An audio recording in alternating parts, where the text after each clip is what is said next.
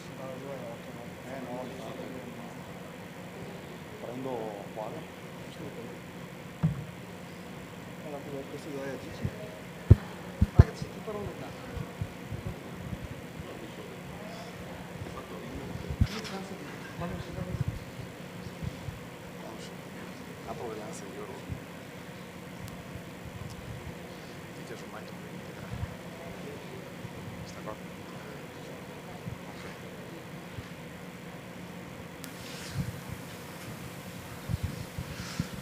Buonasera a tutti, mi sentite sì? Benvenuti, do il benvenuto a voi qui presenti e anche a chi ci segue in streaming. Buona serata a tutti, io ringrazio innanzitutto Sammy, molto piacere di conoscerti, grazie per essere qui questa sera a Miane, per questo importante messaggio che appunto vogliamo dare insieme a te e insieme a Simone, che ringrazio particolarmente, lui e Dan, per il progetto che abbiamo portato avanti insieme. Progetto su Miane che nasce appunto dall'amicizia, mi viene da dire, posso permettermi, ecco, e grazie anche all'assessore appunto Luigi nostro della protezione civile e urbanistica, insomma.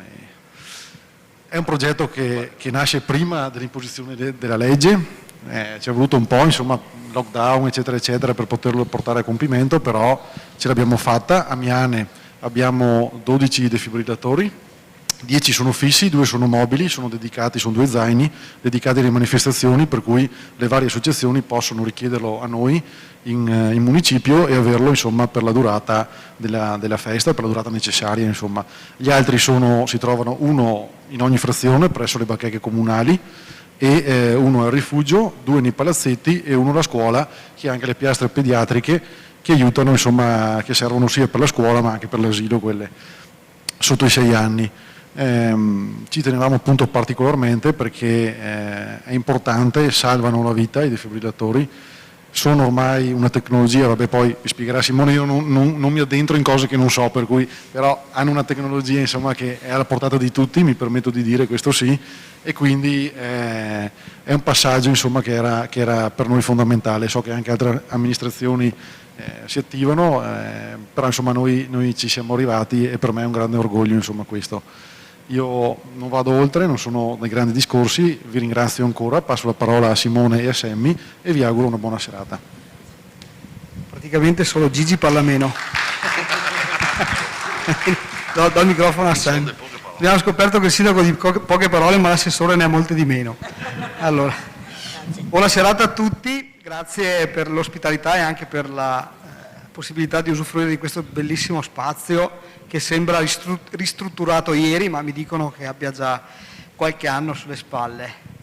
Sono Simone Giovanelli, stasera sono accompagnato da Sammy. Sammy si presenterà da solo, ma diciamo è un qualcosa in più che Sammy si presenti perché è conosciuto un po' da tutti universalmente.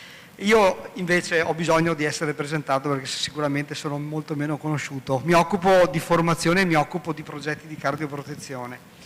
E come aveva poco fa accennato il sindaco, il mio lavoro consiste anche nel mettere nelle condizioni le pubbliche amministrazioni e anche le realtà di grandi dimensioni in tutta Italia, perché il mio ruolo è di coordinamento nazionale, di cardioproteggersi e poi lo vedremo nel dettaglio che cosa significa essere cardioprotetti.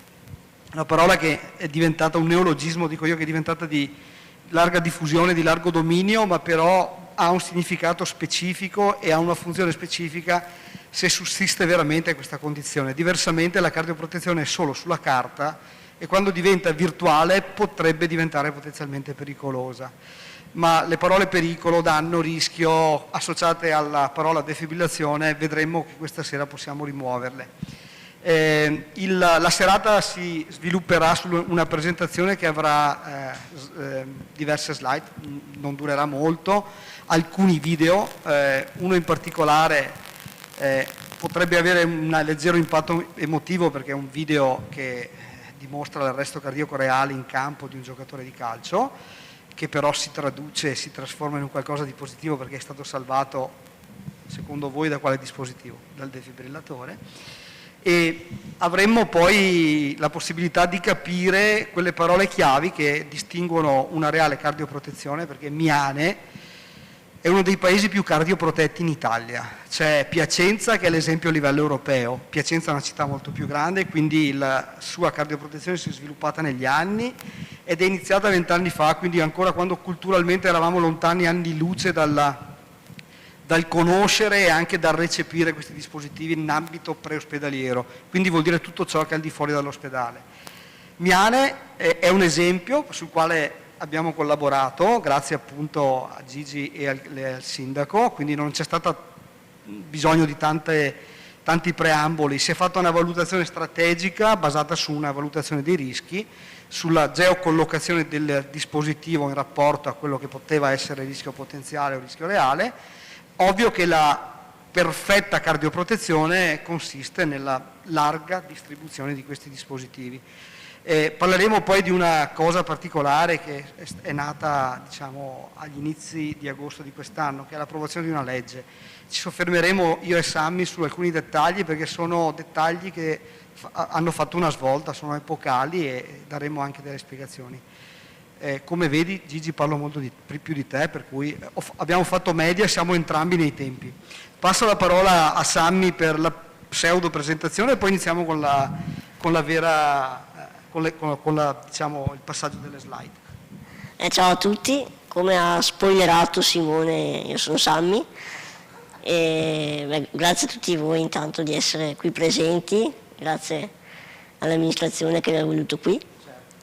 Io in realtà sono un amico di Simone, prima di tutto, e insomma sono anche il volto di un'associazione legata alla ricerca su una malattia molto rara, che è quella che mi affligge fin dalla nascita, chiamata progeria. È una malattia genetica molto molto rara che tra i suoi sintomi più gravi ha proprio problemi al cuore e ai vasi sanguigni. Dunque in realtà la cardioprotezione è un tema che mi riguarda molto fin da quando ero molto piccolo, però insomma ne sono stato profano fino a 3 anni fa, quando mi ha educato. Esatto. Simone e i suoi collaboratori hanno proprio deciso di cardioproteggere la nostra associazione, donandoci un defibrillatore e anche facendoci partecipare come direttivo dell'associazione ad un corso di primo soccorso e appunto l'uso del defibrillatore. Lì diciamo è brutta, cioè, non dico che mi sono innamorato di Simone perché non è così assolutamente, però no, vero? Però mi sono innamorato proprio della cardioprotezione, del fatto che sia così semplice salvare delle vite a volte, che veramente si pensa di dover fare l'impossibile. In realtà bastano poche semplici manovre, basta non avere paura di usare quell'aggeggio magico, in realtà è un aggeggio super scientifico, ma che è veramente un salvavita alla portata di tutti. E dunque ecco, sono veramente felice di essere qua per contribuire anch'io a questa causa che ormai è diventata la nostra. Se vuoi metterti a favore di video, io sì. Poi decidi tu quando interagire oppure ti chiedo di intervenire. Dicevo prima, mi occupo di progetti di cardioprotezione, quindi l'azienda per cui ho la fortuna di lavorare è un'azienda di Firenze che collabora con partner enormi e abbiamo in un certo senso strategicamente provato a fare una struttura su cui basare poi progetti di dimensioni diverse, applicando il sistema che è stato applicato a Miane, quindi voi non lo sapevate ma siete stati cavia del laboratorio per quello che riguarda la cardioprotezione territoriale.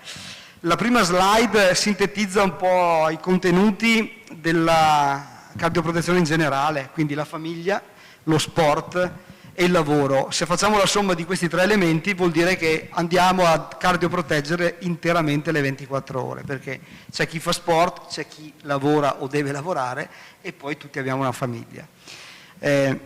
Quindi la collaborazione e il progetto che si conclude, o meglio inizia in una nuova fase in questa serata, è frutto della sinergia dell'amministrazione comunale che ha voluto tutto prima della legge, prima dell'imposizione della legge, che sarà la legge svolta, perché poi vedremo quanto andrà ad impattare nella nella società e anche nella collettività.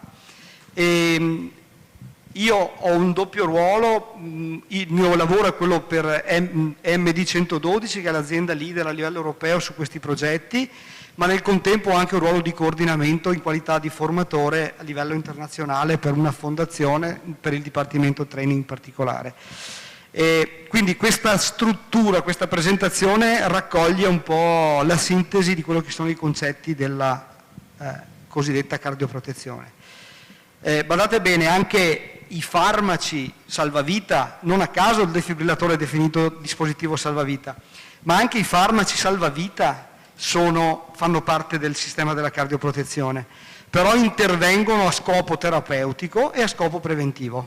Quando la prevenzione o la terapia farmacologica non funziona, ma talvolta anche in maniera gratuita, perché io dico sempre che l'arresto cardiaco è democratico, colpisce bambini, adulti, maschi, femmine di tutte le età senza guardare in faccia a nessuno. Quando qualcosa non funziona bisogna che ci siano persone al posto giusto e dispositivi al posto giusto. Poi faremo in coda a questa presentazione una dimostrazione in tempo reale, quindi quello che dobbiamo fare utilizzando un defibrillatore, e non a caso tra il pubblico c'è un istruttore che mi accompagnerà dopo, che è Andrea, che è un istruttore di larga esperienza, che poi a un mio cenno, come al solito, si scatenerà all'inferno e poi viene ad... Andiamo avanti. Le presentazioni hanno capito chi siamo, in particolare hanno capito chi sei tu. E inizierei appunto dal DDL, che sono acronimi, 1441, che però poi si trasforma in legge 116. Al di là poi dei contenuti specifici che andremo a sfiorare, c'è un dato, questa foto di sfondo è una foto che è coerente all'approvazione della legge. Vi faccio solo notare una cosa, e questa è la Camera, non capita tutti i giorni, anzi è capitato rarissime volte. Faccio notare dei numeri. Votanti 502 stavano votando l'approvazione di questa legge. Maggioranza 252, guardate il numero di favorevoli e il numero di contrari. Se funzionasse sempre così, l'Italia avrebbe probabilmente ben altro passo. E quindi in ragione di questa legge 116, che era ferma, ostacolata dalla burocrazia, anche dalla farraginosità della politica, abbiamo notato che attraverso articoli, attraverso interventi, in particolare quelli di Sammy, perché Sammy ha dei cosiddetti follower, le persone che lo seguono sono diciamo distribuite non sul territorio locale ma a livello mondiale per mille motivi, ma la dimensione è questa. Abbiamo visto che ogni qualvolta che siamo riusciti a lanciare un messaggio o che avesse anche una chiave di stimolo, anche di protesta, è stato fatto un passo avanti su questa legge che era ferma, lì stagnante, fino ad arrivare poi a produrre, ad autoprodurci in maniera self-made, però veramente con un risultato che ci hanno riconosciuto professionale, un video che ha avuto grandissime, grandissimo impatto su chi poi ha portato in approvazione definitivamente il disegno di legge 1441, che poi si è trasformato in legge 116. Ecco, la legge 116 è epocale, diventerà un po' come oggi voi tutti conoscete la vecchia 626, che poi si è trasformata in 8108. Sono leggi che hanno fatto da spartiacque. Questa lo sarà, e ne siamo certi, soprattutto chi è addetto ai lavori. Il video lo abbiamo prodotto con la città di Schio.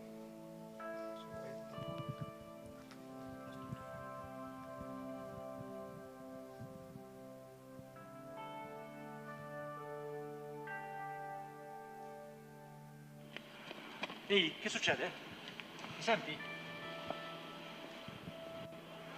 Presto, presto! Non è cosciente, non respira. Cerca un defibrillatore e chiama i soccorsi. Io comincio il massaggio cardiaco. Chiamo l'118, cerco il defibrillatore.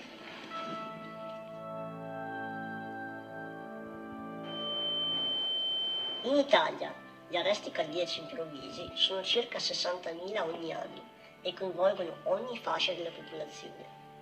Un corretto primo soccorso è fondamentale per garantire il flusso sanguigno ai tessuti e soprattutto al cervello. Infatti, Per ogni minuto senza battito cardiaco e senza le corrette misure di primo soccorso, si stima porti a un 10% di danno al tessuto cerebrale. Ma niente scene da film. Un massaggio cardiaco non riattiva il ritmo cardiaco, serve solo a mantenere la situazione fino all'arrivo dell'ambulanza. L'unico problema è che molto spesso questo non basta. Tutta un'altra storia però è se si ha un defibrillatore a portata di mano. Un defibrillatore, nella maggior parte dei casi con la prima erogazione della scossa, è abbastanza per ristabilire il battito cardiaco, riuscendo dunque a salvare chi è colpito da attacco cardiaco improvviso. Tutti possono usare il defibrillatore senza paura di eseguire le manovre sbagliate.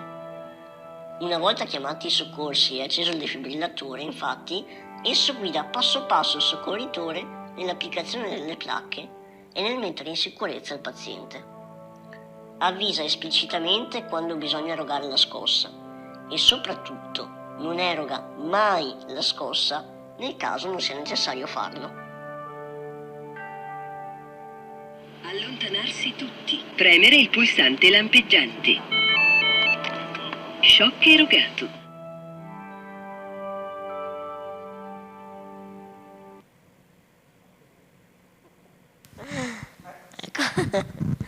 Ringraziamenti doverosi. Sammy adesso darà qualche indicazione sulla genesi di questo video che è stato fatto in collaborazione con molti amici e con la città di Schio che, come Miane, si è messa a disposizione qualunque cosa avessimo richiesto per portarlo a termine. Beh, è stato un video girato proprio partendo dalla volontà, dunque come avete visto, a parte il nostro Mirko che ha fatto la parte più spiacevole, cioè quella della persona che cade per terra, anche perché era molto freddo in quel periodo. Sì, ecco, Alcuni dettagli, siccome si parla di arresto cardiaco di morte, uno dice ma io stasera piuttosto che andare ad ascoltare di gente che crolla a terra e ci rimette le penne, sto a casa e guardo Grey's Anatomy se esiste ancora, no perché muore in kayak, quindi meglio io. Nelle varie prove quella era una giornata veramente fredda, quindi la vittima sacrificale è stato il ragazzo che poi ha aperto gli occhi, Mirko, ma che ha rischiato di tenerli chiusi perché è rimasto per terra più di 3/4 d'ora a furia di prove, solo che in prossimità di un grado sopra, un grado sotto, alla fine il pallore, la rigidità e anche un po' quello che in Veneto è usato comunemente, le bestemmie. Quando hanno superato un certo livello, allora abbiamo deciso buona questa ma non buona la prima. Esatto, no, ma diciamo che il colorito bianco alla fine era giusto per far vedere la mancanza di flusso di sangue, eccetera.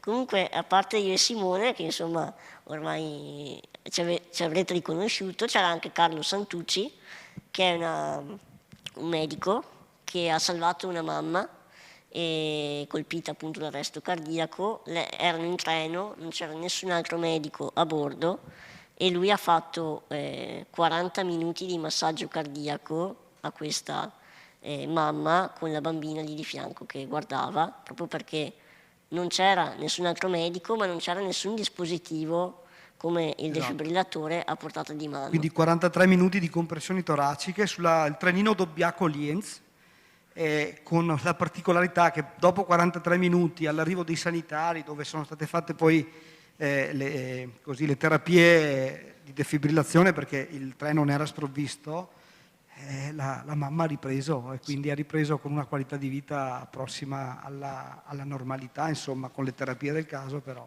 è qui tra noi, insomma. Esatto, anche perché poi Simone ve lo spiegherà, dopo 3 minuti di massaggio cardiaco si è già in crisi come soccorritori proprio per lo sforzo fisico.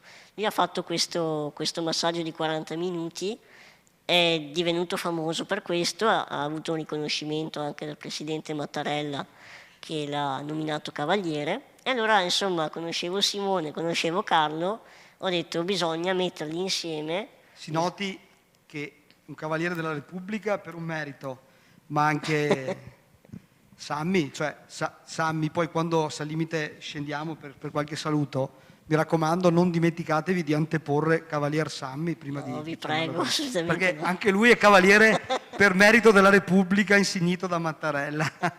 Praticamente era l'unico non cavaliere tra... Stiamo lavorando anche per Simone. E dunque ho detto bisogna farli incontrare. Simone mi aveva appunto parlato di questo disegno di legge che era da 2 anni fermo, dunque, da 2 anni congelato, ma che in realtà aveva radici ben più vecchie, dunque erano 20 anni se non sbaglio che si pensava a questa legge. Ecco, e dunque abbiamo fatto questo video, è nato è nato molto spontaneamente, nel senso che abbiamo messo giù un copione, d'altronde il copione di solito è sempre quello, c'è una persona che si sente male improvvisamente, quello che può cambiare nel copione è appunto l'avere il defibrillatore oppure no. Dunque abbiamo, diciamo, simulato quello che potrebbe succedere e poi il video continuava proprio con uno sprono all'approvare questa legge. Infatti questo video, che per l'appunto è stato fatto tra amici perché anche chi ha filmato, chi ha registrato, con tutti i problemi del caso perché si sono rotti i microfoni, insomma ne abbiamo combinate di ogni. E anche lì il DNA veneto è uscito alla grande. Un sacco di impropri, eccetera. Però insomma l'amministrazione anche in quel caso è stata super... Sì, si è coinvolta da sola praticamente, ci hanno aperto le porte e abbiamo fatto questo video a cui abbiamo associato una petizione su change.org, che è una piattaforma in cui tutti quanti possono firmare e dunque dare il loro appoggio a dei progetti.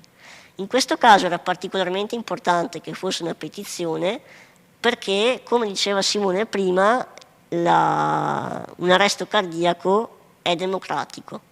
Dunque noi possiamo essere giovani, adulti, vecchi, super anziani, possiamo essere in salute, avere la migliore alimentazione, essere sportivi, però l'arresto cardiaco... Anche calciatori professionisti. Esatto, come vedremo poi. L'arresto cardiaco è democratico, dunque colpisce tutti. Noi volevamo dunque che fosse proprio la popolazione a dare un segnale forte alla politica. Abbiamo raccolto nel giro di poco tempo in realtà 30.000 firme, e questo è particolarmente importante perché sono 30.000 persone che comunque hanno visto il video, hanno capito quanto importante è la cardioprotezione, sono comunque 30.000 persone che idealmente sanno che usare un defibrillatore non fa mai male, sanno che cardioproteggere una città è importante.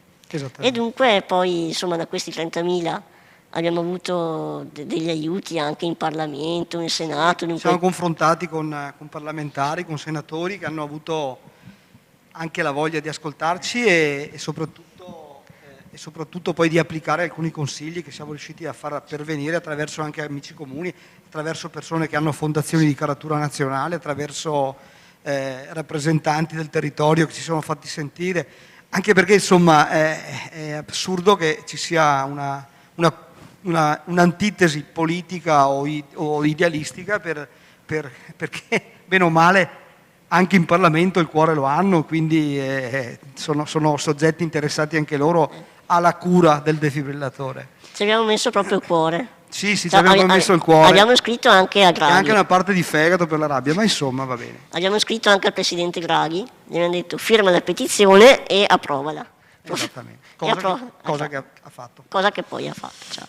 Allora, adesso andando un po' nel tecnico, però in maniera abbastanza facile da comprendere, nulla di complicato e soprattutto che tendenzialmente che non possa annoiarvi. Quando è che possiamo ritenere un ambiente cardioprotetto? Quindi quali caratteristiche fondamentali deve avere l'ambiente per essere definito cardioprotetto? Fondamentalmente ci sono 3 componenti che chiudono il cerchio e fanno la differenza. Il primo, datemi un suggerimento voi, che è il più banale. Ditelo ad alta voce se avete il primo, vediamo se è il defibrillatore. Ecco, primo l'abbiamo azzeccato. Questo è il simbolo internazionale, che è il simbolo che vi permette, cittadini di Miane, di riconoscere la collocazione di questi dispositivi, ma non solo a Miane, ma in qualunque parte d'Europa e del mondo, con alcune poi differenze di colore, un po' come all'inizio gli estintori erano tutti rossi, adesso se ne trovano anche color specchio, e va bene tutto. Comunque il simbolo è generalmente contraddistinto da un cuore con un fulmine in mezzo su sfondo verde con l'acronimo DAE, che vedremo poi nel dettaglio che cosa significa. Primo elemento quindi facilmente intuibile. Il secondo è l'operatore. Chi è però l'operatore? Cioè, e qui la differenza è molto ma molto sostanziosa rispetto a prima dell'approvazione della legge 116. La legge 116 dice chiaramente che i soggetti che possono utilizzare o devono utilizzare un defibrillatore qualora si trovino in un contesto di emergenza sanitaria legato all'arresto cardiaco sono 3. I primi hanno un dovere morale, ma probabilmente lo hanno anche giuridico, sono i sanitari, medici e infermieri, per la loro, diciamo, professione. Però io non vorrei poi dire che l'automatismo dell'essere medico, dell'essere sanitario, significa utilizzare alla perfezione un defibrillatore. No, perché tutto passa sempre attraverso l'addestramento e la formazione. E credo che qui qualcuno di sanitario che vedo di fronte a me lo possa anche confermare. La legge 116 dice quindi chi lo può usare? Medici sanitari, i professionisti del settore, laici. I laici sono coloro i quali sono stati formati, quindi sono non sanitari ma che hanno delle competenze sull'utilizzo del DAE. E fin qui siamo allineati a tutto quello che c'era prima. Ma sapete qual è la novità epocale? Che in mancanza dei 2 soggetti appena citati, quindi se non c'è un sanitario, e badate che non c'è mai, ma non perché sia da un'altra parte o si giri dall'altra parte, perché percentualmente sono pochissimi in rapporto a tutto quello che accade per strada, per lavoro o nella quotidianità. Chiunque può utilizzare il defibrillatore, e questo chiunque significa chiunque se la senta di utilizzarlo previo una telefonata al 118, ma non perché sia la condizione obbligatoria, ma perché l'operatore del 118 sarà in grado di condurre alla manovra salvavita all'utilizzo del DAE chiunque emotivamente o a livello così psicologico si senta di farlo. Ed è diciamo un passaggio epocale perché fino a poco tempo fa era necessario ottenere l'autorizzazione attraverso un corso di formazione e attraverso poi una sorta di egida, di timbro da parte delle regioni e delle centrali operative. La legge però, non vorrei che fosse confusa la cosa, non è che disincentivi la formazione, ma incentiva l'utilizzo del DAE da parte di chiunque, che è diverso. Quindi è implicito che la legge dice che a seconda della tua capacità lo utilizzerai benissimo, bene, un po' meno bene. Ma anche chi lo utilizza un po' meno bene darà chance di sopravvivenza al soggetto infinitamente superiori a quello che è lo standard quotidiano tuttora sussistente. E vedremo quali numeri, perché i numeri sono importanti e vedremo poi, li faremo un po' in paragone ai numeri della pandemia e scopriremo delle cose abbastanza sorprendenti. Il terzo elemento, che era quello un po' più difficile da intuire, è il tempo. Quando avviene l'arresto cardiaco è tempo dipendente. Più tempo passa, più progredisce il danno a livello cerebrale. Quindi è fondamentale che questo cerchio si chiuda e vengano messe in atto le manovre entro pochi minuti, perché oltre i 4-5 minuti comincia un processo di danno che poi porterà delle conseguenze permanenti e invalidanti, se non riconducibili poi al decesso. Qualche numero, vado velocissimamente perché magari i numeri sono noiosi. L'arresto cardiaco da non confondere con l'infarto. L'infarto è una malattia che ha dinamiche diverse e che a seconda della sua evoluzione può condurre all'arresto cardiaco. Ma l'arresto cardiaco, come diceva prima Sammy, così facendo un po' riferimento a quello che avevo detto io prima, è improvviso, per definizione si chiama arresto cardiaco improvviso. E da numeri esorbitanti una persona su 1000 ne viene colpita. Quindi se siamo 60 milioni e i numeri sono coerenti, ogni anno in Italia muoiono mediamente 60-65 mila persone per arresto cardiaco. Tenuto conto che molte di queste possono essere salvate da un defibrillatore, i numeri delle sopravvivenze, se strutturata questa famosa cardioprotezione, si abbatteranno in maniera spaventosa. Stiamo parlando di decine di migliaia di persone. Quindi 65.000 persone in rapporto a quanti siamo a Miane? A 3.200. Fate voi la dimensione, è esorbitante. Sono 60.000, sono circa 450.000 i morti in Europa. L'indice di sopravvivenza per l'arresto cardiaco preospedaliero oggi, quindi se uno viene l'arresto fuori da casa, in mezzo alla strada, l'indice di sopravvivenza si attesta attorno al 2%. Ma ci sono degli esempi che dimostrano che la cardioprotezione strutturata fa la differenza.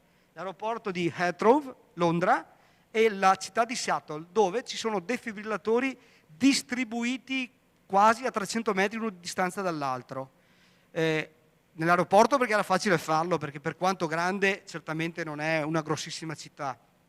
Seattle perché c'è un'azienda che produce defibrillatori, la Physiocontrol, che sono i defibrillatori che noi abbiamo nei nostri progetti di cardioprotezione. Quel 2% si eleva al di sopra del 65, 60, sfiorare il 70, 80%. Quindi vuol dire che 8 su 10 in caso di arresto cardiaco sopravvivono contro i 2 su 100 rispetto a quello che accade normalmente in ambito preospedaliero. Quindi vuol dire tutto quello che accade fuori dall'ospedale. E di questi arresti cardiaci l'85% è l'arresto a esordio con ritmo trattabile con il defibrillatore, perché i ritmi non sono tutti trattabili, ma più di 8 su 10 possono essere convertiti dal dispositivo. Quindi il funzionamento è anche molto importante in base ai numeri. Il 65% degli arresti cardiaci capita di fronte ad altre persone, quindi sono testimoniati, ma la maggior parte dei casi non avviene una catena di elementi che si chiama catena di sopravvivenza che fanno la differenza, perché c'è impaccio, perché c'è timore, c'è ancora paura di farsi male o di far del male, e tutto questo deve essere spazzato via anche dalla legge che è stata approvata. Se vuoi aggiungere qualcosa, Sammy? Sì, guardiamo un po' proprio i numeri di decessi per morte cardiaca improvvisa. Purtroppo veniamo da 2 anni di pandemia e in cui sono morte purtroppo 130.000 persone, 140.000, in realtà le stime sono molto più alte, 140.000 di riconosciuti, però dovremmo essere con qualche decina di migliaia di persone in più. L'arresto cardiaco, effettivamente, se facciamo un conto, è come una pandemia all'anno. Se non fosse che in periodo di pandemia, quei 60.000 decessi di morte cardiaca improvvisa che ci sono normalmente, si stima siano aumentati di molto, siano attorno ai 100.000, proprio perché magari durante la pandemia 36% in più, ecco. E durante la pandemia ovviamente anche l'accesso all'ospedale è stato diversificato, ci sono meno accessi e dunque tante persone magari anche con qualche sintomo, anche se poi vedremo che di solito quando si arriva ad avere un sintomo è già un arresto cardiaco in corso, insomma i decessi sono aumentati di molto e la pandemia ha fermato tutto il mondo. Qui perché ovviamente è una pandemia nuova, non si sa, cioè adesso fortunatamente si sa come combatterla, però ancora non abbiamo ancora le armi a disposizione, tutte le armi perlomeno. In questo caso è una pandemia che sappiamo benissimo come, non dico fermare, ma come contrastare in maniera significativa. C'è un grado di protezione applicabile. Queste sono stime del Ministero della Salute, queste che vedete. Adesso si aggiungerà una stringa, una riga, ma prima che compaia, anche qui faccio delle domande, così un po' di rottura anche nei vostri confronti. Allora, abbiamo parlato di 60.000 morti circa all'anno per arresto cardiaco. Avete, in chiave proprio per dare una dimensione, avete idea di quanti morti, sempre tantissimi, ci sono in Italia mediamente per incidente stradale? Quindi rapporto 60.000? Adesso io faccio dei gesti per... 7.500, 30.000? No, la percezione è soggettiva.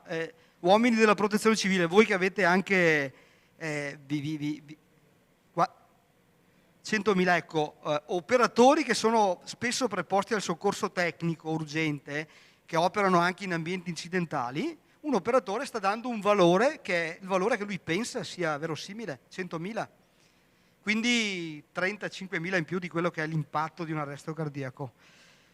E tutto ciò che riguarda l'incidente stradale ha emotivamente a grande impatto. Perché? Perché ci sono tendenzialmente persone giovani, qualche volta famiglie distrutte, e poi ci sono le immagini che accompagnano quello che è successo e soprattutto i famosi lenzuolini che adesso si vedono sempre meno perché c'è una sorta di tacito accordo così, per non far vedere oltre, però i numeri, quelli che avete detto voi, li vediamo adesso.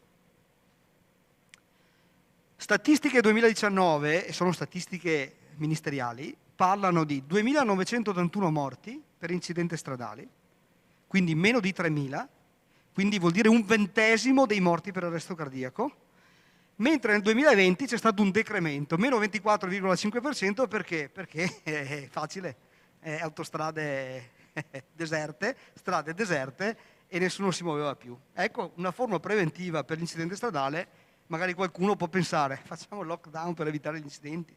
Però i numeri stridono perché vanno proprio a contrasto, sono esorbitanti in rapporto a quello che è l'arresto cardiaco. Adesso dico una provocazione che ho detto anche in occasione di un incontro a Rimini, a un convegno dove c'erano diverse centinaia di persone.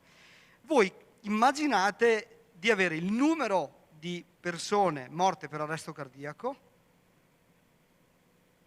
che si trasformano in persone decedute per incidente stradale. Quindi invertiamo i numeri. Se ci fossero 60.000 morti per incidenti stradali, voi tre sareste tutti i giorni e tutte le sere e tutte le notti a fare presidio congiunto con le forze di polizia. Sicuro. Dico loro tre perché operatori della protezione civile, ma sarebbe, e ne vedo una in fondo anche, sarebbe un'emergenza nazionale. Perché? Perché l'impatto emotivo è direttamente proporzionale a quello che poi è l'azione che noi mettiamo in atto. Le azioni e gli obiettivi che si devono fare per mettere in atto una cardioprotezione passano attraverso la valutazione dei rischi o risk assessment, quindi la collocazione di un numero adeguato di dispositivi in rapporto agli spazi, al numero di persone, il formare ed informare il maggior numero di persone, già sapere che in quel luogo c'è un defibrillatore. Da oggi, prima potevamo fregarcene, oggi saperlo significa essere tra quelli che lo porta l'operatore che lo sa usare bene, oppure essere quelli che, condotti con una telefonata del 118, lo usa direttamente. Però è già corretto saperlo che c'è, sapere che c'è. Poi i defibrillatori devono essere sempre visibili, accessibili e disponibili. Devo vedere dove sono, non li devo nascondere, devono essere accessibili, se sono nelle aziende non li devo occultare, un po' come l'estintore, ed essere disponibili. Guai mettere sotto chiave un defibrillatore. Meglio che lo no, adesso dire meglio che lo rubino sembra un po' un conflitto di interessi, perché poi c'è chi li vende, no? No, però metterlo sotto chiave è assolutamente un concetto sbagliato, perché vuol dire limitare la possibilità di salvare una vita, e non capita con tutto. La formazione e l'informazione ti porta a riconoscere i segni e sintomi di un arresto cardiaco. C'è chi è morto per strada perché nessuno ha avuto la prontezza non di soccorrere, ma nemmeno di accorgersene di un problema. Il famoso abito mentale per saper distinguere una posizione anomala da una posizione che permane per tanto tempo, da una invece che è lì statica perché quella persona sta bene in quel modo. Un occhio addestrato riesce a capirlo. Allertare i soccorsi, banalmente, una chiamata fatta in maniera coerente, non tanto inventandosi le cose da dire, ma rispondendo alle domande che ci fanno, è sostanzialmente una grande cosa da fare. Perché dall'altra parte, non so se mi è mai capitato di telefonare al 118, numero dell'emergenza, che poi adesso sta diventando un po' in tutte le regioni il 112, dall'altra parte chi vi risponde, se noi chiamiamo da qui il 118, da dove rispondono innanzitutto? Da una centrale operativa che è fisicamente situata dove? A Treviso, perfettamente. Chi vi risponde è un infermiere, in quella situazione incaricato al triage, triagista, formato anche per fare ricoprire quel ruolo, oltre alla sua professionalità e la sua laurea in scienze infermieristiche, è formato per farti delle domande e ottenere delle risposte. Ma dall'altra parte voi sentirete uno calmo, ma come? Io ho qui per terra uno in arresto cardiaco, un altro po' cade il mondo a terra e tu con tutta questa calma continui ancora a farmi queste domande stupide, che non sono stupide, sono domande intelligentissime perché a lui faranno capire quali soccorsi far partire e anche quali dispositivi far partire. L'elicottero compreso, che da poco tempo, non so se lo sapete, vola anche in orario notturno in provincia di Treviso. Ovviamente ci sono delle piazzole d'atterraggio predefinite, ma non c'è più il limite delle effemeridi per il volo, ma si vola anche di notte, anche qui in provincia di Treviso. Quindi l'allertamento dei soccorsi, fondamentale, perché il lavoro che viene fatto dal first responder, dal primo soccorritore della strada, chiunque, è il lavoro che poi porta al sanitario ad arrivare e fare il resto, fare il suo lavoro, portarlo, stabilizzarlo sul posto, mobilizzarlo per poi evacuarlo con un mezzo di soccorso, l'ambulanza o l'elicottero, per poi continuare la stabilizzazione in ambito intraospedaliero con tutte le terapie e le procedure del caso. Formare e informare perché poi riusciamo anche ad intervenire precocemente, quindi con la capacità di reagire. E reagire per fare che cosa? Attivamente delle manovre salvavita ed erogare la scarica in caso di necessità. Vuoi aggiungere qualcosa?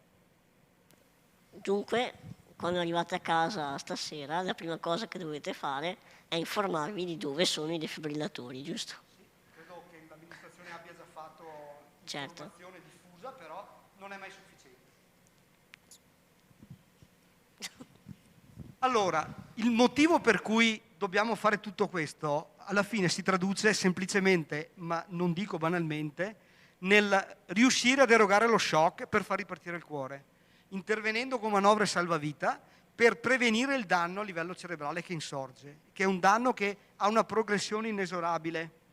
Qui poi c'è una dottoressa che ha manifestato diversi dubbi anche sulla qualità della sopravvivenza, se le cose non vengono fatte veramente in maniera rapida.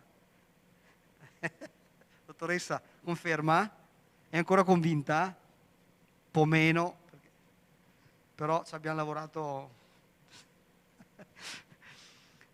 Prevenire il danno che insorge immediatamente. Il danno viene gestito da una catena della sopravvivenza che però ha degli attori protagonisti. Noi ci concentriamo sui 4 anelli centrali. Il primo, quello più piccolino, perché non voglio evidenziarlo, ma è importantissimo, è la prevenzione. L'ultimo, tutto ciò che avviene a scopo di cura, di terapia in ambito intraospedaliero o post-evento, quindi le terapie di recupero funzionali, rieducative.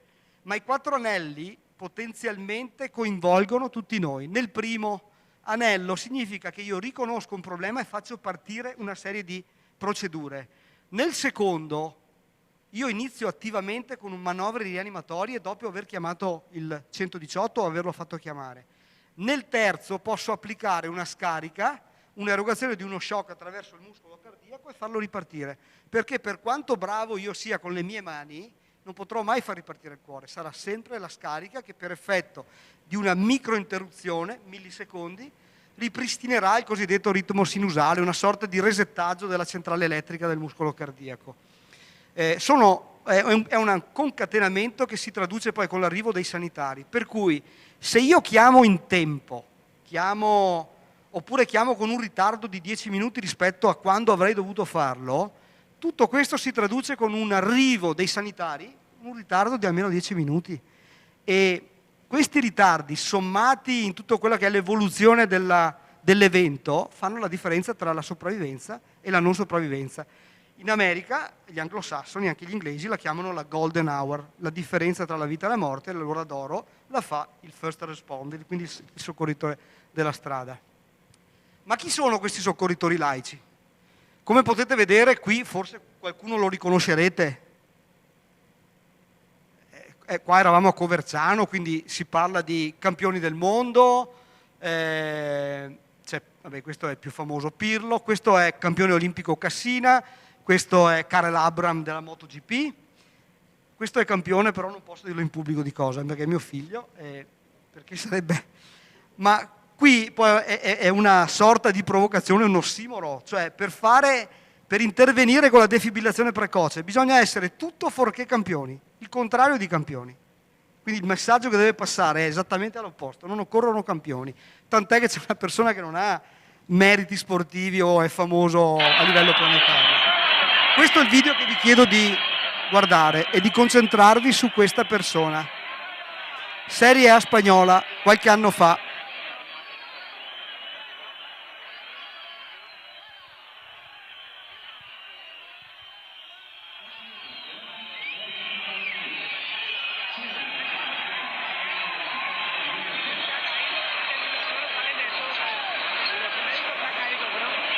Quello che avete visto è il cosiddetto arresto cardiaco testimoniato, perché per dinamica e anche per tutto ciò che si è visto è riconducibile a un esordio sincopale di arresto cardiaco, per cui i segni e sintomi manifestati possono farti tranquillamente pensare a ciò che l'evento è in corso, quindi all'arresto cardiaco. Questo è un ambiente protetto da anni, quindi poi potremo ragionare sull'ambiente protetto del caso Morosini, dove sono stati fatti alcuni errori.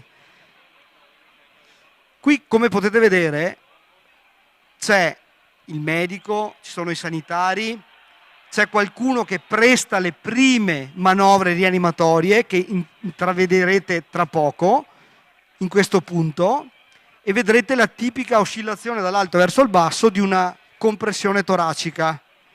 Ma quella compressione toracica che è stata messa in atto pressoché immediatamente, la vedete adesso? Questa compressione toracica avrebbe potuto avere ottimi effetti sulla perfusione a livello cerebrale, quindi una sorta di ossigenazione dovuta all'azione delle compressioni. Ma da lì a far ripartire il cuore, le compressioni, non ce la facciamo proprio. A farlo ripartire in questo contesto, ripeto, protetto, dopo pochissimo tempo, che cosa è intervenuto? Il defibrillatore. Quindi questa persona che ha avuto un arresto cardiaco in campo alla pari di Eriksen qualche mese fa, è stato salvato dall'intervento di un dispositivo, dallo shock elettrico che è passato attraverso dei punti precisi del cuore e ha coinvolto una certa massa critica del muscolo cardiaco. Il caso Eriksen, per un periodo si è sentito dire che il salvatore era un altro giocatore che si era ostinato ad aprire le vie aeree entrando con le dita nella bocca. No, quello era giornalismo disinformato. Il cuore è ripartito perché in campo è arrivato il defibrillatore ed è arrivato molto molto precocemente. Che fine ha fatto questo giocatore? Non è più un giocatore professionista, ma lì aveva poco, mi sembra 27 anni, adesso ne ha 34, 33, vive normalmente, fa una vita al pari di qualunque altro, con l'unica differenza che non fa più come lavoro il calciatore. Quindi però è qui tra noi e penso che sia lui che la famiglia e tutti quelli che lo conoscevano siano contenti. Si è salvato. Sì? È interessante vedere anche come agiscono quelli attorno, giusto? Perché Anche il caos che c'è. esatto, probabilmente quando capita una cosa del genere può essere che non ci sia nessuno, come può essere che ci sia tanta gente. Dunque sicuramente, ovviamente in questo caso erano in un contesto protetto e la prima cosa da fare è lasciare spazio ai medici che comunque sono più formati degli altri e hanno la situazione molto più sotto controllo. Però tantissime persone, questo me l'aveva fatto notare Simone qualche giorno fa, si mettono le mani in testa perché non sanno cosa fare, sono spaesate, come comunque succede in questi casi, però per l'appunto tante persone attorno che guardano altri che fanno. Un corso di BLSD o comunque anche sapere solo che il defibrillatore può essere usato, e poi vedremo come, può fare la differenza tra quali attori siamo, in caso ci capiti, se quelli che fanno qualcosa o quelli che restano lì a guardare. Il problema è quando tutti restano lì a guardare.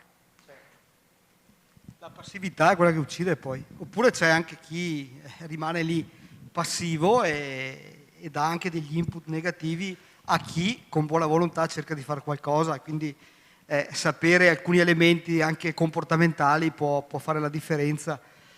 Il cuore, come lo vediamo qui sintetizzato un po' alla Blade Runner, è un motore di fatto. È un motore che produce attraverso la sua azione di pompaggio, la sua azione meccanica naturale, veicola ossigeno in tutte le periferie, nelle estremità. Noi viviamo in una sorta di saturazione di ossigeno. Pensate, periodo di pandemia, se satura poco comincia un processo di sofferenza e quindi si interviene per far sì che questa saturimetria si alzi un pochino, perché diventano poi, ci sono complicanze, come si dice in gergo medico, che si manifestano quando il processo di scarsa ossigenazione permane. E l'ossigeno è il carburante del cuore. Quando per un fattore esterno viene meno un elemento, il tutto comincia a creare dei problemi, problemi concatenati, e l'elemento che più ne soffre a livello diciamo di danno è il cervello, perché per sua struttura le sue cellule degenerano e non hanno la proprietà di ricostruirsi. E qui poi abbiamo lo scienziato che potrebbe fare 4-5 ore di disquisizione in materia. Nel caso dell'arresto cardiaco che cosa avviene? Il cuore si ferma, ma non si ferma del tutto, cioè l'attività di pompa cessa, ma c'è ancora un'attività elettrica trattabile, come se ci fosse una sorta di cortocircuito.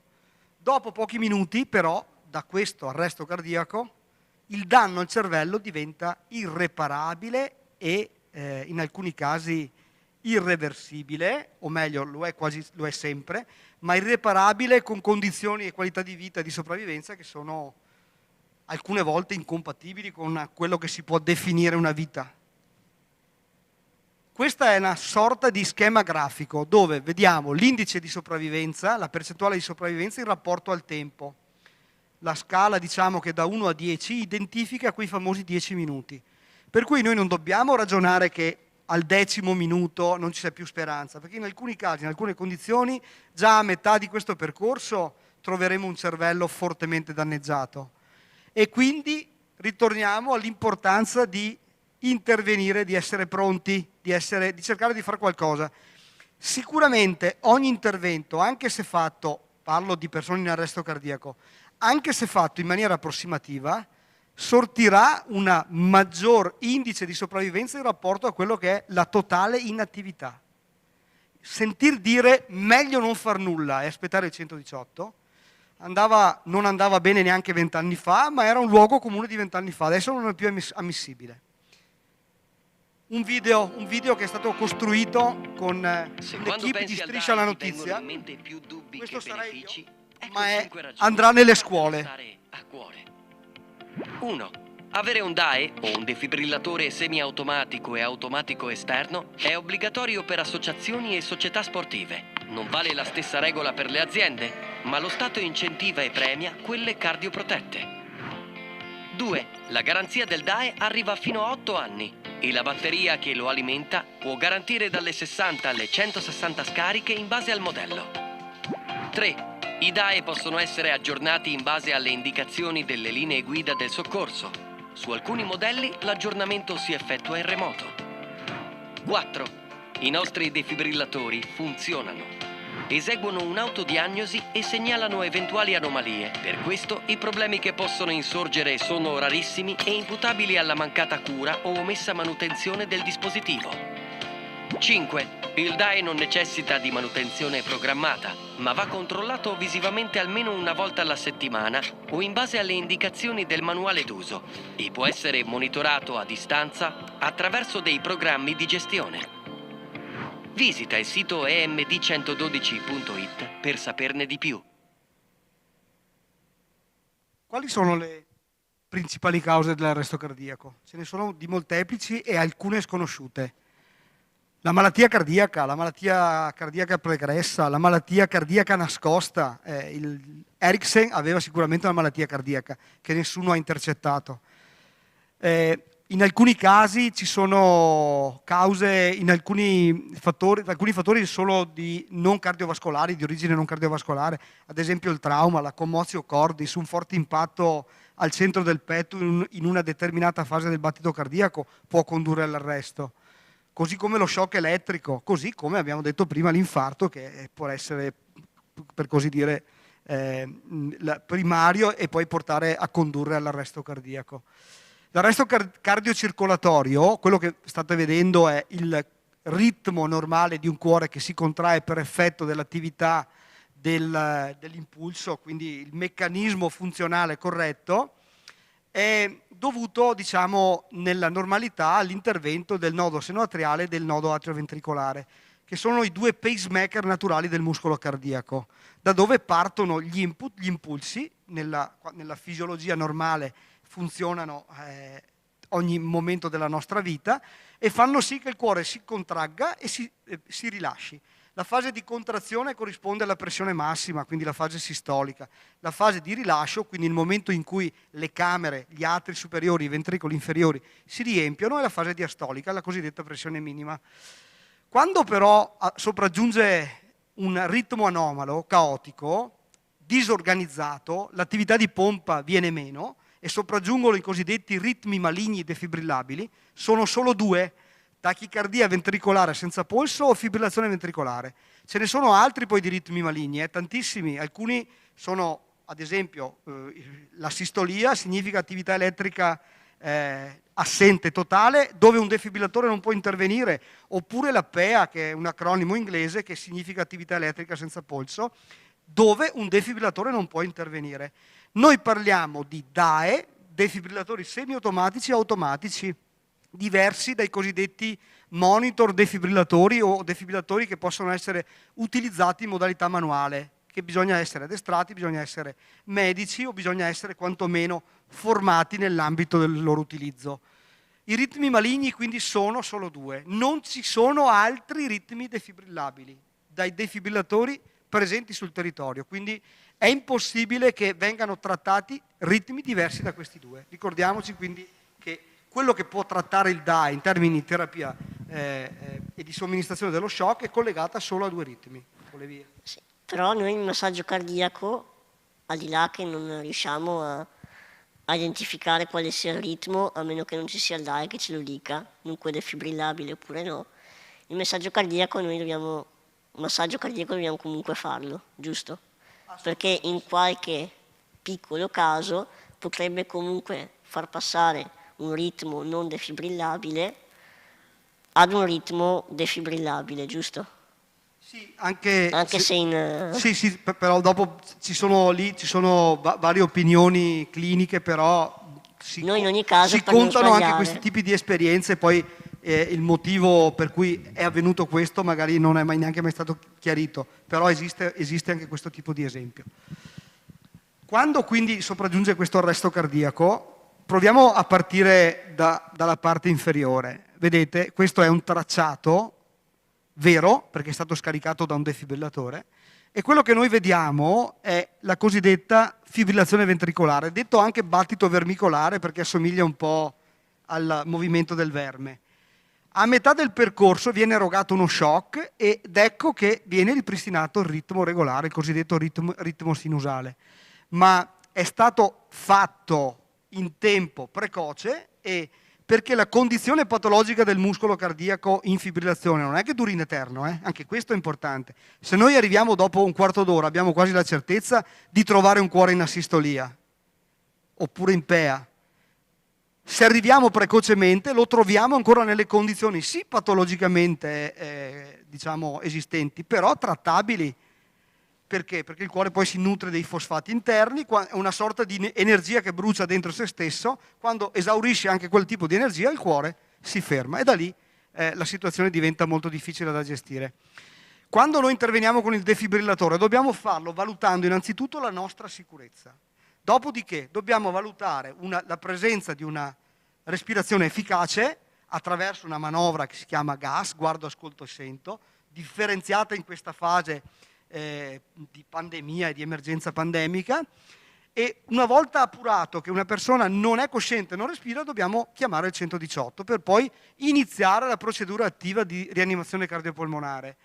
All'arrivo del defibrillatore, a seconda poi di chi sarà l'interlocutore che ci porta al defibrillatore, dovremmo accenderlo, posizionarlo in prossimità della testa della persona. Il defibrillatore acceso è importante che venga fatto subito perché partono dei messaggi vocali che possono dare supporto a chi non ne sa quasi nulla. Il defibrillatore ci dirà di attaccare 2 placche, una sotto la clavicola destra e una sotto il petto sinistro in linea con l'ascella, per permettere di creare una sorta di corridoio di scarica, dentro il quale poi, una volta rilevato il ritmo defibrillabile, passa l'energia e passa quella forza che può convertire il ritmo maligno. Quindi tutto quello che si traduce è in una erogazione della scarica e quindi lo shock. Questo è un video di Stryker Physiocontrol in origine. Appena lo attivo, allora sotto c'è il tracciato perché il cuore parte in fibrillazione. Vedete? Questo è il movimento, si chiama battito vermicolare. Avviene una defibrillazione, posizionamento delle 2 placche, erogazione dello shock, in questo caso vedete c'è un andato e un ritorno, quindi si parla di defibrillazione bifasica, e come potete vedere sullo sfondo c'è una sorta di ripristino del battito. Altro video brevissimo, vediamo. Oppure... Tu lo useresti un DAE? Che cos'è? È un defibrillatore automatico esterno e in certi casi l'unico strumento che può salvare una vita. No, non è pericoloso. Il defibrillatore è in grado di analizzare autonomamente la presenza di un arresto cardiocircolatorio e permette di erogare lo shock elettrico solo in presenza di cuore fermo. Sì, esatto. Questo significa che chiunque lo può usare, anche tu. Con un corso di poche ore potresti diventare esperto. Ma tutti, guidati telefonicamente dall'operatore del 112 oppure 118, possono utilizzare il defibrillatore. E se a sentirsi male è un bambino? Non ti preoccupare, ci sono dei dispositivi dedicati, ma in loro assenza è possibile usare il DAE per adulti. E non importa se ti trovi in un ambiente umido tipo una piscina o una pista da sci, basta asciugare il torace dai liquidi o dal sudore. Per ogni minuto che passa, una persona in arresto cardiocircolatorio riporta il 10% di danni cerebrali. Non perdere tempo, salva una vita. Tu puoi farlo. Sì. Beh, se magari mi vai sulla slide dove c'è il cuore che si vede bene, un po' deformazione professionale, però la perfezione del cuore è proprio un battito prima degli atri, quando andrà ovviamente meglio, e poi dei ventricoli. Quando vedo ad esempio, cioè un defibrillatore fa partire una scossa che riattiva il normale battito cardiaco. Uno dei miei libri preferiti è Frankenstein, e in quel caso, anche se si parla di ormai più di 2 secoli fa, avevano già capito che comunque l'elettricità poteva essere usata per fare andare qualche parte del corpo. E ovviamente lì era fantascienza dell'horror, però idealmente noi siamo nei panni del dottor Frankenstein, solo che Frankenstein aveva carne morta, pezzi di cadavere. Noi qui abbiamo una persona che può diventarlo, oppure una persona che grazie al DAE può tornare ad essere una persona, o meglio può continuare ad essere una persona e a svolgere la sua vita. E dunque, no, ecco, è una cosa, mi fa sempre pensare, vedere un cuore che batte, perché siamo tremendamente perfetti che quando non va qualcosa rischiamo di morire. Poi uno che è abituato a frequentare James Cameron può sortire solo questo tipo di pensieri. Ecco. Bene, siamo quasi addirittura d'arrivo. Parlavamo prima di defibrillatore semiautomatico e automatico. La differenza sostanziale è che il semiautomatico effettua un'analisi e poi richiede l'intervento di un operatore per erogare lo shock. L'automatico, che sarà sempre più diffuso da qui al futuro, fa l'analisi del ritmo e poi eroga in autonomia lo shock, quindi bisognerà salvaguardare un po' la sicurezza dello scenario, che è di fatto quello che c'è una sorta di articolo in Gazzetta Ufficiale pubblicato nel 2011, è l'unico impegno che si chiede al soccorritore, che è quello di intervenire garantendo la propria sicurezza e la sicurezza di chi ci sta attorno, quindi l'erogazione dello shock deve essere fatta in conservazione di sicurezza. ed è l'unica assunzione di responsabilità che l'operatore deve fare. Sapete, erogare uno shock è erogare una terapia elettrica. Per somministrare una terapia bisogna essere in grado di fare una diagnosi. Per fare una diagnosi bisogna essere medici. Ma com'è che noi, se non siamo medici, possiamo erogare lo shock? La chiave della risposta sta nel fatto che la diagnosi la effettua non un essere umano, ma il dispositivo, e garantisce un'elevata affidabilità. Simulazione. Adesso, Andrea, ti chiedo di venire a darci una mano. La simulazione durerà 1 minuto, dopodiché abbiamo quasi terminato.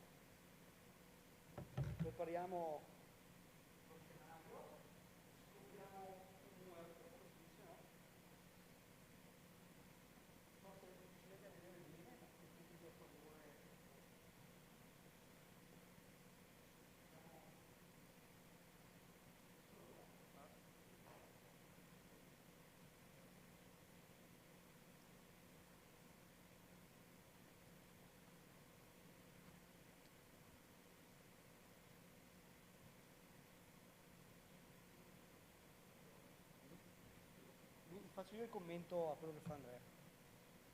Allora, Andrea farà una simulazione in tempo reale, rallentata, in modo tale che, però non so se riuscite a vedere bene, forse no, magari in piedi, perché bisognerebbe creare magari lo spostiamo più indietro, se si riesce.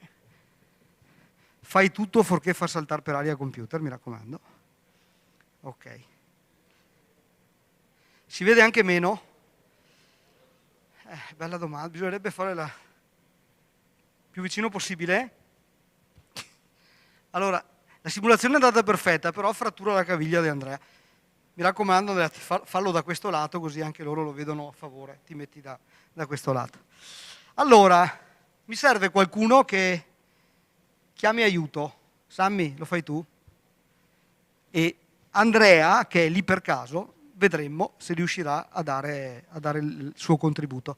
Io che sono mi autoeleggo cittadino onorario di Miane, darò indicazione ad Andrea dove trovare il defibrillatore più vicino, immediatamente disponibile, per poi andare a mettere in atto tutte quelle che sono le manovre necessarie.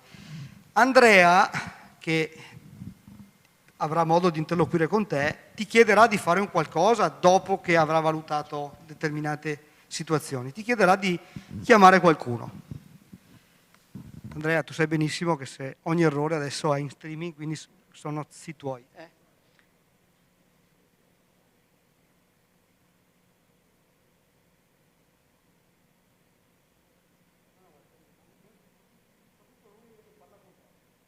Quando vuoi.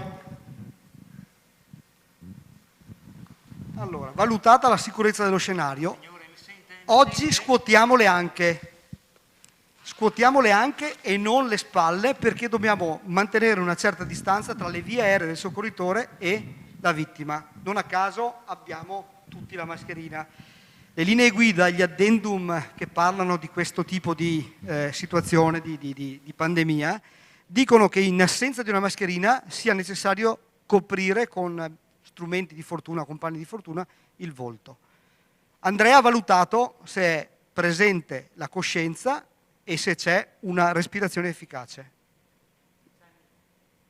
1-8 e di che c'è un adulto non cosciente e che non respira e trova un defibrillatore. Ok, tu Sammy rimani in prossimità e Andrea inizia pure. Adesso inizia la manovra attiva, quella faticosa, quella che i più performanti, i più addestrati riescono a conservare non oltre i 3 minuti. Quindi, ed è un motivo per cui le linee guida raccomandano che la sostituzione dell'operatore avvenga ogni 2 minuti per far sì che la qualità e il ritmo, quindi anche la quantità delle compressioni, quindi la frazione delle compressioni mantenuta nell'arco dei minuti, sia più elevata possibile. Adesso Andrea auspica che arrivi Sammy ha fatto la chiamata ai soccorsi, io conosco la posizione del DAE e guarda caso gliela porto. Ok. Andrea, soccorsi in arrivo, 118 chiamato.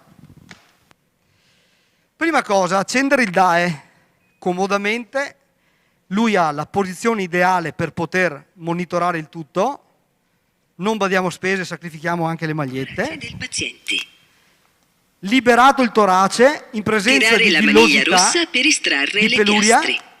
togliere, Osservare in presenza le di immagini sudore, sulle sporcizia della piastre. stessa peluria, togliere Applicare le piastre e sulla ascoltare i pelle comandi nuda vocali. esattamente come illustrato nelle immagini. Posizionare una placca alla volta Premere sulle utilizzando la piastre punta delle affinché 4 aderiscano dita, bene. guardando i pittogrammi, facendola aderire e premendola bene bene in modo che faccia Applicare le adesione piastre completa. sulla pelle nuda esattamente Si ripete come la illustrato stessa nelle cosa immagini. con la seconda placca. Premere sulle 4 piastre dita e un affinché palmo che fa aderiscano aderire. bene. Fatta Non la toccare collocazione il paziente. delle 2 placche, inizia l'analisi. Analisi del ritmo cardiaco. Allontanarsi tutti. Nel Premere frattempo il Andrea pulsante lampeggiante. sta facendo virtuosismo. Shock erogato.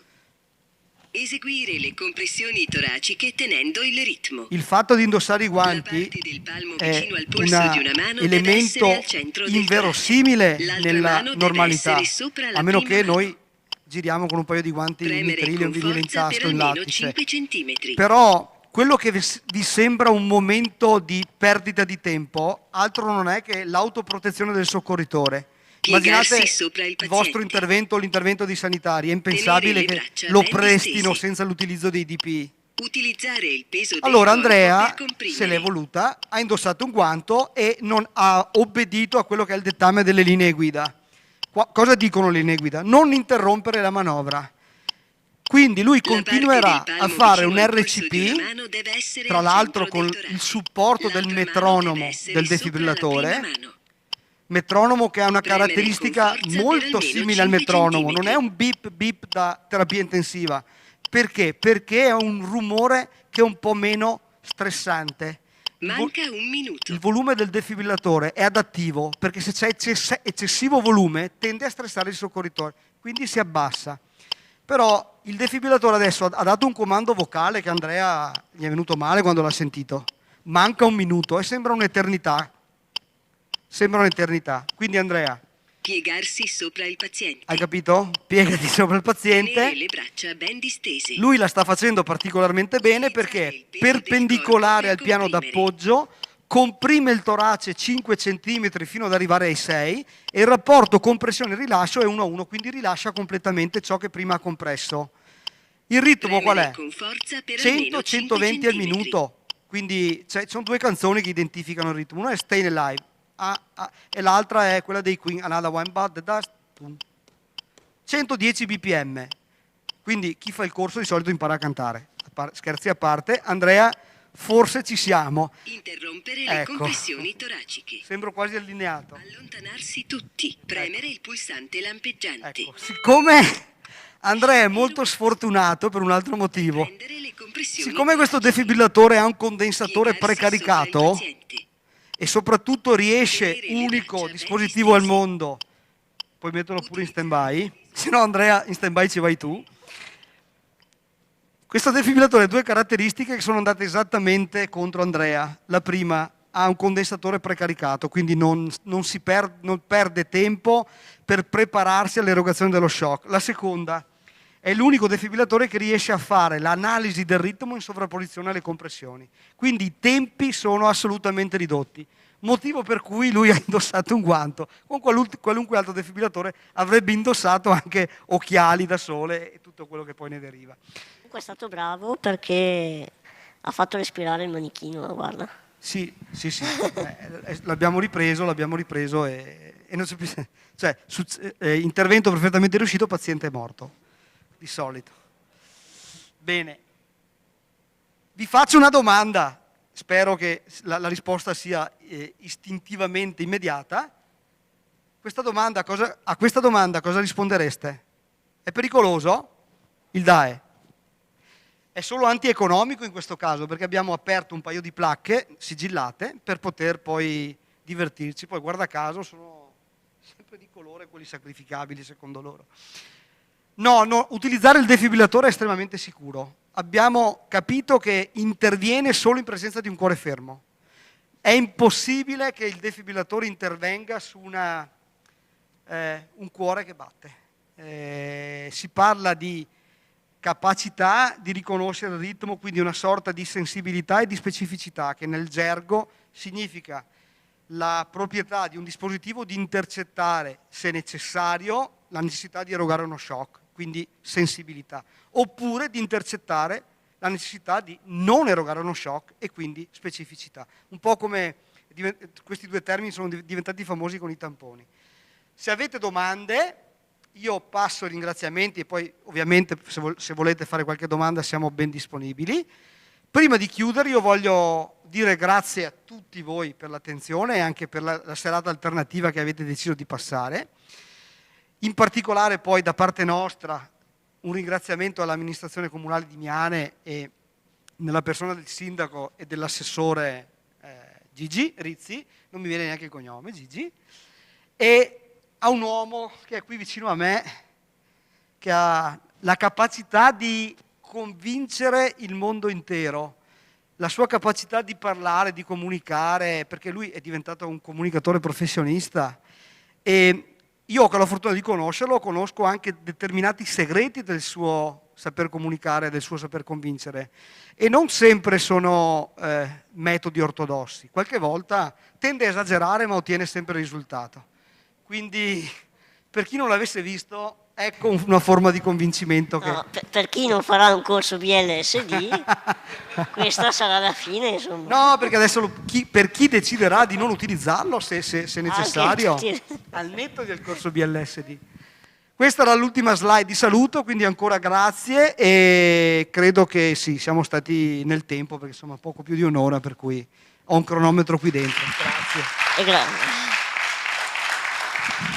E grazie a te Simone. Sammy, a te la chiusura. A te la chiusura. No, hai ringraziato tutti, un ringraziamento fortissimo a Simone, che non solo fa formazione, ma le cose che dice poi rimangono dentro. Per tanto. Anche quell'uomo lì che ha provato a mettere il secondo guanto. Esatto. Grandissimo Andrea. Grazie.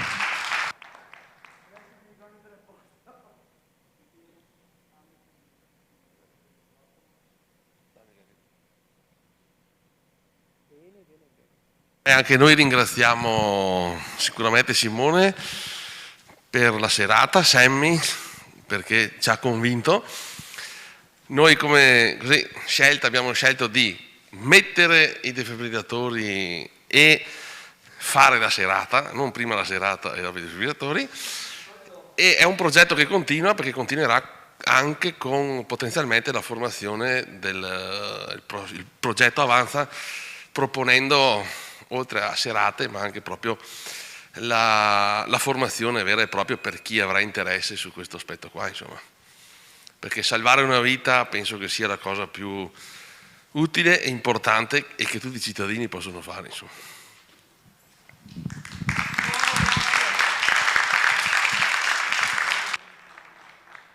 Se avete qualche domanda, Sammy, Andrea, Sindaco, Gigi, io siamo a disposizione per darvi qualunque tipo di risposta.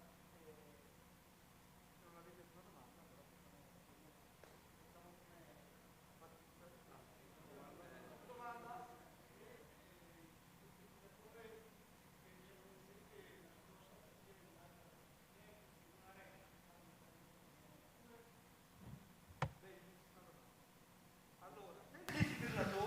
Ripeti la domanda. se vuoi. Una domanda che interessa a tutti. Sì, volevo dirti, se il defibrillatore ti dice che non è il massaggiatore che sta già facendo i massaggi deve continuare oppure è una cosa che è un'altra... non so. Allora, il defibrillatore ti chiede di fermarti un secondo, un attimo, perché inizia ad effettuare l'analisi. In virtù della sua analisi, che avviene attraverso il software interno, riesce a capire se quel cuore, attraverso una sorta di tracciato, se quel cuore è nelle condizioni di essere defibrillato, quindi una sorta di ECG interno. In funzione di questo lui ti consente l'erogazione della scarica, ma prima di questo lui deve caricare il condensatore, in questo caso è precaricato, e dopodiché ti chiederà di erogare lo shock premendo il tasto. Immediatamente dopo aver erogato lo shock, e questo ce lo dicono le linee guida internazionali del soccorso ILCOR, un po' come la gazzetta ufficiale che legifera e che rende esecutiva la legge, più che legiferare, scusate, quando il defibrillatore ti raccomanda lo shock, tu dopo averlo erogato devi iniziare immediatamente l'RCP. Paradossalmente tu potresti iniziare una compressione toracica in un cuore che è già ripartito. Ovvio che dopo qualche compressione fatta, non dico impropriamente, ma gratuitamente, poi ti accorgi e ti fermi. Se poi non ti fermi, accanimento terapeutico, non è il caso di farlo. Ti devi Se poi questo ti mette le mani, ti dice guarda che un quarto d'ora fa mi hai defibrillato, quindi smettila, ho capito? Però se il defibrillatore dopo aver effettuato l'analisi ti dice shock non consigliato, tu che cosa devi fare immediatamente dopo? Ecco, dietro i gesti sono eloquenti. Si iniziano le compressioni, anche anticipando i comandi vocali. Ecco qual è la differenza tra un soggetto che ascolta i comandi vocali perché non è addestrato e un soggetto che invece ha un minimo addestramento. Li può anticipare, riduce secondi, ma non è che ci siano stravolgimenti sui risultati. Ti faccio un altro esempio in virtù della tua domanda che mi dà lo spunto per mettere anche altra carne al fuoco. In assenza di un defibrillatore, tu cosa continui a fare finché questo defibrillatore arrivi? E dietro le immagini, la gestualità eloquente. Si continuano con le compressioni e tu continui con le compressioni fino all'arrivo del defibrillatore, oppure fino a quando la persona, ma è a Hollywood se non c'è il defibrillatore, la persona riprende, oppure, terza ipotesi, tu sei esausto. Abbiamo dei mimi dietro che sarebbero perfetti. Noi facciamo anche formazione ai sordi, se venite voi non occorre neanche proprio parlare, perché loro tanto non ascoltano, quindi...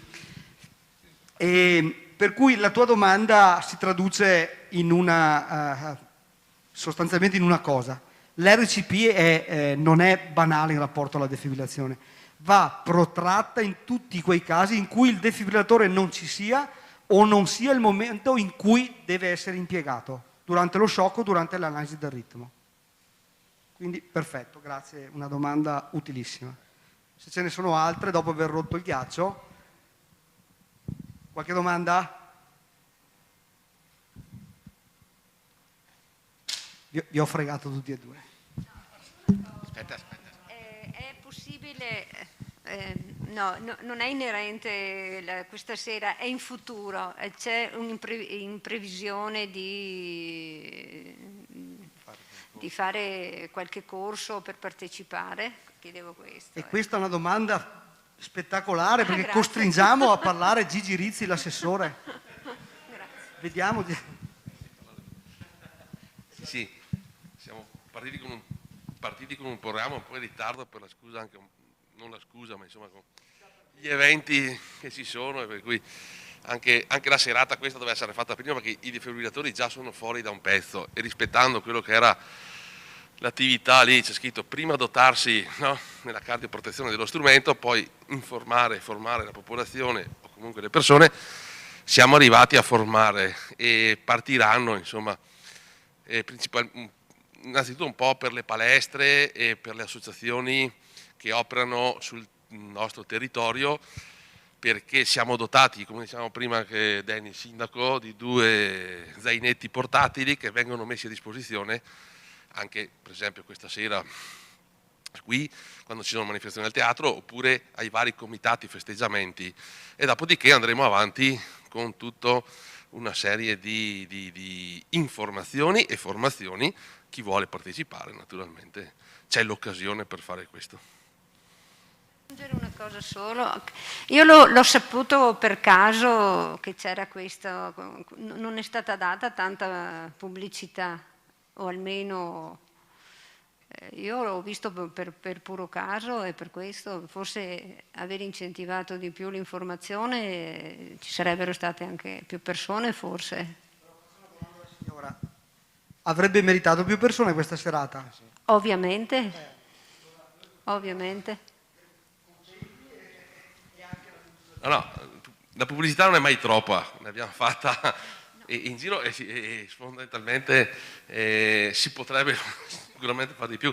Abbiamo cercato di dare ampio risalto, poi secondo me il passaparola è la cosa più importante anche tra cittadini.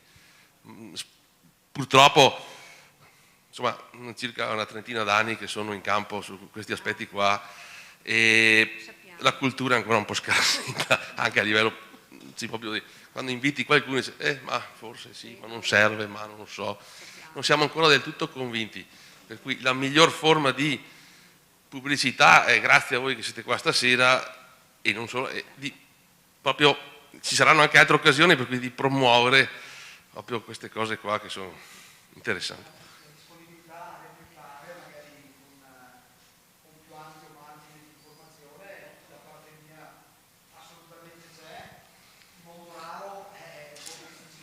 Mi hanno chiamato stamattina da Bergamo perché hanno visto la serata e se si poteva fare una serata a Bergamo, per dirti. Sì, sì.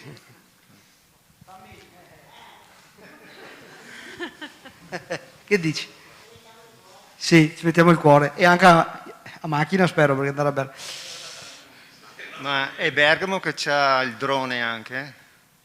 Scusi? Drone che ti porta? Sì, ci sono alcune centrali operative che stanno strategicamente provando l'arrivo dei defibrillatori dall'alto con i droni.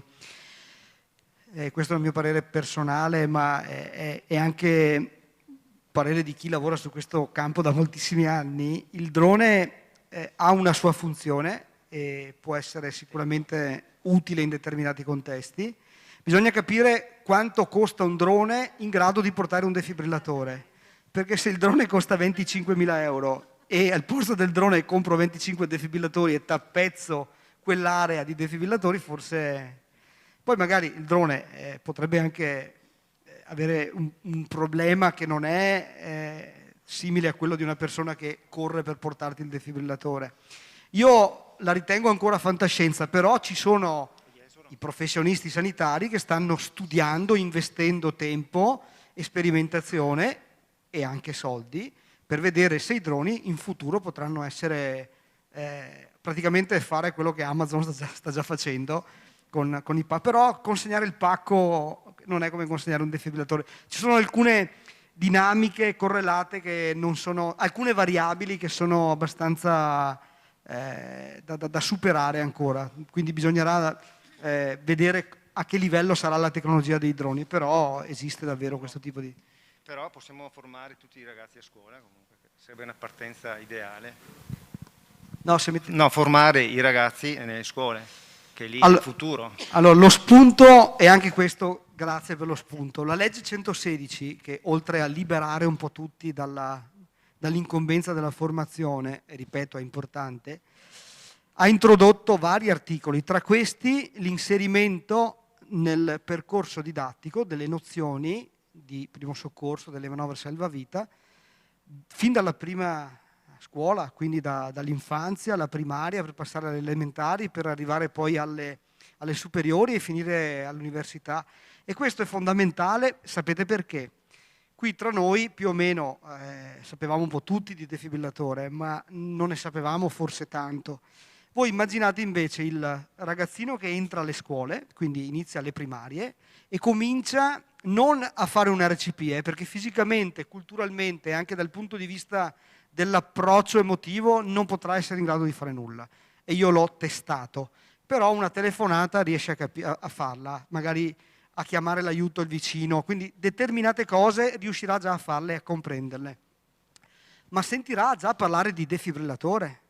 Un bambino piccolo al quale verranno date delle informazioni ovviamente tarate sul suo livello di comprensione, capirà che questa scatolina che lampeggia, che ha 2 placche e che fa partire la scossa elettrica e dopo fa anche partire il cuore. Dopodiché questo bambino ritroverà gli stessi contenuti, ovviamente con un'evoluzione anche grammaticale di quello che gli viene spiegato, e inizierà anche a mettere in pratica determinate manovre, ma rivedrà il defibrillatore alle elementari, poi passa alle superiori, quando avrà un livello di maturità e ne avrà già sentito parlare da 4, 5 o 6 anni e imparerà a mettere attivamente in atto delle manovre salvavita. E questo alle medie poi andrà al liceo. Al liceo culturalmente e a livello di maturità è in grado di apprendere qualunque cosa e fisicamente di sostenere quello che prima ha fatto Andrea. E poi all'università l'uomo, quindi quel piccolo uomo di cui parlavamo poco fa, che ha iniziato a sentir parlare del defibrillatore durante la scuola per l'infanzia o la primaria, sarà un adulto consapevole che non avrà bisogno di scoprire il defibrillatore perché ne avrà sentito parlare per 15-20 anni. E la differenza, questo articolo di legge, è puramente culturale. Qui non si tratta di sapere o di fare, ma significa instillare delle informazioni che accompagneranno questo percorso di crescita e di formazione del ragazzo, che poi diventerà un adulto non esperto, semplicemente consapevole. Perché noi oggi scopriamo che cos'è un defibrillatore. Tanti non sanno che un pittogramma verde con una croce e con un simbolo con scritto DAE identifica la presenza di un defibrillatore, ma tutti abbiamo imparato a capire che quella lucetta verde è l'uscita di emergenza, a furia di capirlo, o magari perché lo abbiamo chiesto una volta. Quindi quell'articolo di legge che contempla la formazione obbligatoria in ambito scolastico sarà quell'elemento che non nell'immediato, ma da qui a qualche anno farà sicuramente la differenza. Via i tabù, via i dubbi e via ogni incertezza riguardo al defibrillatore. Grazie per questa domanda perché era un elemento importante da sottolineare. Com'è? I bambini hanno meno problemi degli adulti, si fanno meno problemi. Io ho già iniziato alcuni percorsi e così, parlarne alle scuole elementari e già non ci sono problemi, insomma, particolari. Anzi, per come smanettano oggi la tecnologia, sono più veloci di noi, no? Ma anche proprio mentalmente sono più aperti, perché l'approccio è più diretto. Poi che fisicamente magari non sappiano fare una legge, però insomma, tutto sommato. Sì, no, volevo solo dirti una cosa, che visto che siamo partiti prima col discorso di mettere prima i defibrillatori e poi fare la serata di presentazione, siamo già in adesione sui corsi, sempre prima della pressione, fino adesso abbiamo circa una trentina di persone, sono già, sì, e è solo l'inizio perché sono, tra virgolette, le prime associazioni sportive e il resto, ma sicuramente il numero va ad aumentare, perciò... Fortunatamente non mi spaventa, anzi mi fa molto piacere. Attualmente sto coordinando progetti dove ci sono contemporaneamente 4.000 persone in formazione, perché è un progetto fatto con partner molto grossi in tutta Italia, però insomma c'è anche da dire una cosa, che giochiamo un po' facile qui in Casa Miane, perché non occorre andare tanto in cerca di formatori o di istruttori, perché Gigi Rizzi, oltre ad essere assessore impegnato nel mondo della formazione del settore antincendio e della prevenzione dei rischi, è un istruttore abilitato ai corsi per l'utilizzo del defibrillatore e quindi sicuramente saprà coordinare la formazione ed eventualmente si avvarrà di ulteriori collaboratori per soddisfare la richiesta dei 30, che potranno diventare 50, 60. Sarebbe bello che Miane, oltre a diventare un magnifico paese cardioprotetto perché la rete dei DAE è ben collocata, a sapere che magari raggiungiamo un elevato numero di persone che lo sanno utilizzare. E ripeto, però questo non deve essere conditio sine qua non. Se qualcuno lo utilizza e non ha fatto il corso, avrà solo qualche dubbio in più, però il risultato lo potrà concretizzare alla stregua di chi ha fatto il corso. Questo è il messaggio che deve passare. 30 è già un bel numero. Lei è uno dei 30? Beh, se no qualcuno si offendeva qua. No, è perché mi sto coordinando con Gigi per i corsi, perciò è per quello che lo tengo. Allora, lui tiene sotto pressione me, io tengo sotto pressione lui. Di solito chi dice mi sto coordinando si sta letteralmente rompendo le... solo che coordinando è è ammesso. Nel senso che lei sta raccogliendo le adesioni, i dati, i numeri. Certo. Quindi che coordinamento è? Lei fa e lui dopo... No, ma lui mi controlla se ho scritto bene. È il vantaggio di essere assessori. Perché se lo conosci sai che è delicato. Allora, il vantaggio di essere assessori prevaricanti. Eccolo lì. Grazie Assessore. Dottoressa, l'abbiamo convinta? Vuole fare una domanda? No. Vuole fare una domanda? Mi faccia qualunque domanda fuorché quella che mi ha fatto 2 anni fa. Perché le scateno Sammy dietro, Perfetto. L'altro dottore ha domande da fare? Silenzio. A posto. Silenzio ha senso. Ah, ecco, la domanda giunge dall'ostetrica. La domanda poi la trasferisco a voi. Una donna in gravidanza, gravida, a qualunque fase della gravidanza, può essere defibrillata? Ecco. Voi, per favore, la prossima volta in ogni evento, però dovete essere disposti a girare l'Italia, venire anche all'estero, perché mi serve chi dalla conferma la dà. Sì, la donna in stato di gravidanza può, anzi deve, perché se un soggetto adulto non lo trattiamo abbiamo una certezza, che un soggetto adulto muore. Con la donna in stato di gravidanza abbiamo 2 certezze, che a morire sono 2. Dottoressa conferma? L'altra dottoressa conferma? A posto, silenzio assenso. Esatto. Grazie a tutti ancora, grazie.